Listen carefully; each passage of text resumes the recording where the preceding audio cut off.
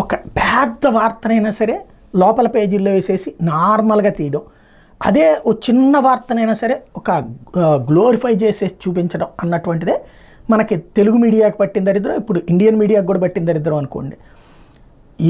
ఒకళ్ళ కోసమైతే ఒక రకంగా, ఇంకోళ్ళ కోసం అయితే ఇంకో రకంగా. ఇప్పుడు జగన్మోహన్ రెడ్డి హయాంలో ఫీజులు పెంచారనుకోండి, దుర్మార్గుడు పెంచేశాడు అన్నటువంటి దానిలో ఫ్రంట్ పేజీ బ్యానరు ఫీజులు ఇంత అసలు పేదోడికి నడ్డి విరుస్తున్నాడు.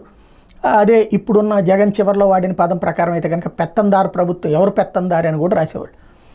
అదే జగన్మోహన్ రెడ్డి వాస్తవంగా కాలేజీల ఫీజులు తగ్గించాడు, భారీ ఎత్తున తగ్గించాడు, ఆయన హయాంలోనే తగ్గినాయి.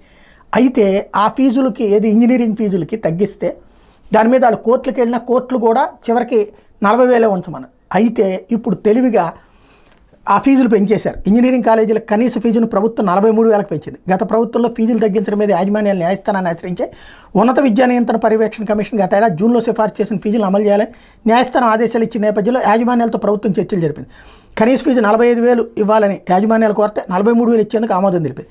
ఈ నెల 7న కనీస ఫీజు 40,000గా నిర్ణయిస్తూ మొదటి ఉత్తర్వులు జారీ చేసి దీని ప్రకారమే కౌన్సిలింగ్లో కళాశాల ఫీజును పెట్టారు. సీట్లు కేటాయించడానికి ఒకరోజు ముందు ప్రభుత్వం కనీస ఫీజును 43,000 చేసేందుకు అంగీకరించడంతో కౌన్సిలింగ్లో ఫీజులను ఈ మార్పు చేశారు.